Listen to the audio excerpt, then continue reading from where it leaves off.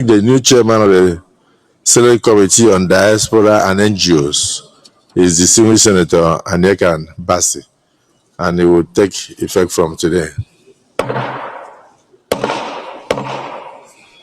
So we will make some changes to our vice chairmanship positions next week. Senate removes Natasha Akpabio as committee chairman.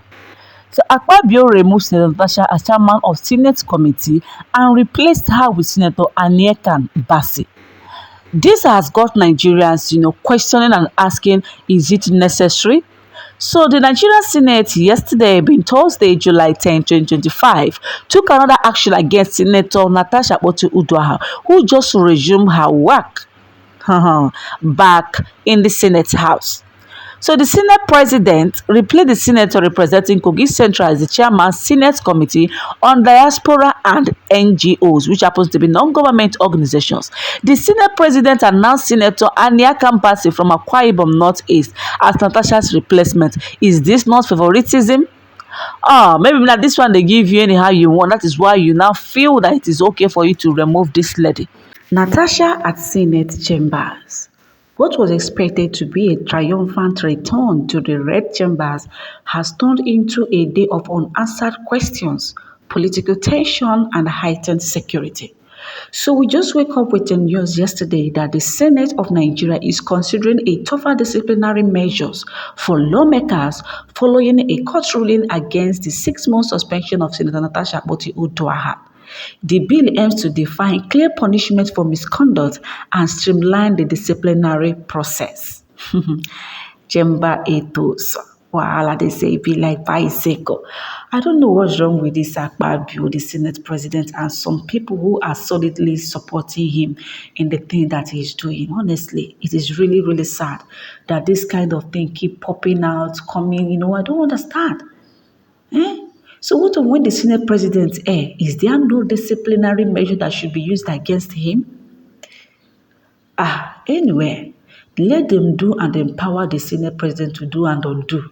It will catch up with any of their relatives in future if they think they are doing that because of Natasha. If they are not sensible enough to challenge it now, one day a Senate President who has no respect for members will show them paper. Because they think that they are doing Natasha, they don't know that they are already putting themselves inside a very pit hole filled with fire. They are all elected members. Giving more powers to the Senate President by amending the rules will be a disaster in future. We have had Senate Presidents in the past, but not like this. Akpabio has forgotten that he did this similar thing during Zaraki, but he was not suspended because the Senate President then was matured and sensible to handle the situation carefully. Let's always learn from the past, and we should not allow, history to repeat itself. So many things are going in the wrong direction. We know that few days ago, on July 6th, Senator Natasha went to her hometown in Kogi Central. Do you think that this is just a grace? No, but it is hard work. Someone that is resilience and dedication to her people. Love and keeping of promises is what keeps this woman going. She is indeed a global getter and a jewel of inestimable value. Do you understand? That is the type of senator that everyone in Nigeria is longing to have in their different zone. That is the type of senator Natasha is, unlike Akpabio, who is busy looking for how to put law that he will use against his fellow senators because he is a Senate President. You see the problem? So now, in the aftermath of its face-off with Senator Natasha Akpabio, who was suspended for 6 months in March, the Senate has initiated steps to amend its internal rules to impose tougher and clearer disciplinary measures on erring members. Do you think that this is good or it is wrong? What do you think about it before we proceed? And the latest development, like I said initially on this video, is that Akpabio just announced Senator Aniekan Bassi from Akwa Ibom Northeast as Natasha's replacement. It is the latest development in the Akpabio-Natasha saga after the court ordered the immediate recall of the People's Democratic Party (PDP) lawmaker. So Senator Natasha Akpabio A. In what feels like a swift political clapback, the Nigerian Senate, like I said earlier, replaced this lady. Just days after a federal high court ruled her suspension unlawful. Her replacement, Senator Kembasi, let's not use sugar-coated mouth on this. Natasha fought the system, won in court, and was legally cleared to return to her duties, but now, stripped of her committee leadership, it seems the Senate is saying, fine, come back, but not with power. So what changed? Is this a routine reshuffle, or is it legislative payback for refusing to bow to internal pressure? Could this be the cost of standing up for truth in a room where silence keeps you safe? Because make no mistake, committee leadership in the Senate isn't just ceremonial. It is influence, it is visibility, it is political muscle. And now that muscle has been quietly taken away. Do you think this was fairly play or political punishment in disguise? And then again, we equally saw a very good news of Natasha Akpabio. We hear that Natasha just secures a CT scan machine for Federal Teaching Hospital Lokoja via NLNG support. The Federal Teaching Hospital Lokoja has received a critical medical boost with the donation and installation of a multi-silent CT scan machine by the Nigerian Liquefied Natural Gas Company, making a significant milestone in emergency healthcare delivery for Kogi State and surrounding regions. This is what Yaya Bello could not do for his 8 years in the office, and this is what the present governor of Kogi State could not do, Ododo could not do.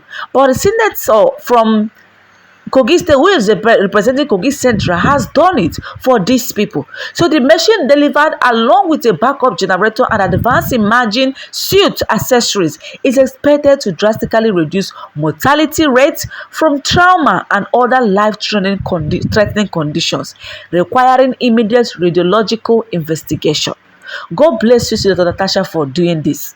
So according to this particular news, so located along major highway corridors linking the north and south of Nigeria, the hospitals in the only functional federal tertiary health facility serving thousands of accident victims and critically ill patients daily. Until this intervention, patients requiring CT scans had to endure long-distance transfers to Abuja, often a 2.5-hour drive, resulting in the loss of lives due to delays in the diagnosis and treatment. You see why Yaya Bello told the court that he wants to travel out of the country for medical checkup. And when the EFCC asked him to use the hospital he said that he built with what billions of naira, he refused to use them. So these are the reasons. Some of the best equipment are expected to be in those hospitals are not there. You see how people of Kogi State suffer as a result of lack of proper medical equipment in their own hospital, which was built by the past governor of Kogi State. You see? So, the facilitation of this donation came through the effort of Senator Natasha Akpabio during her tenure as chairman of the Senate Committee on Local Content. Inspecting the installation in Lokoja on last week Sunday, Senator Akpabio commended the NLNG for the donation, adding that the intervention would help to address the ever-increasing health needs of the people of Kogi and beyond. With the new machine fully installed, the hospital's team of 5 radiologists and 5 radiographers, one of whom received advanced training in India, are now positioned to deliver high-quality diagnostic services. The hospital management has also instituted a revolving fund for sustainability and committed to ongoing personal training and equipment maintenance to prevent downtime. Also, Chief Medical Director known as Dr. Olatunde Alabi described the donation as a long-awaited intervention that will transform patient outcomes. This is a game changer for the hospital, for the state, and for the country. We can now respond swiftly for emergencies, improve patient care, support research, and enhance the training of medical personnel, according to this man. Also, Dr. Patricia also expressed appreciation to NLNG for the kind gesture. In just 2 weeks, almost every department has benefited from the CT scan. Before now, we referred patients to Abuja or Ilorin, and sadly some died on transit. Your efforts have saved lives, she added. On Senator Natasha's role in facilitating the project, Dr. Patricia said, "The creator of the lives you have touched will continue to protect you." He said, "We will always count on your support," she concluded. The installation was meant possibly through a partnership between LNG and the Nigerian Content Development and Monitoring Board under the federal government Human Capital Development and Institutional Strengthening Program. You see? What about Akpabio? Can Akpabio do this for his people? Has Akpabio ever achieved this kind of a thing that this woman have achieved as a senator? This woman was recalled.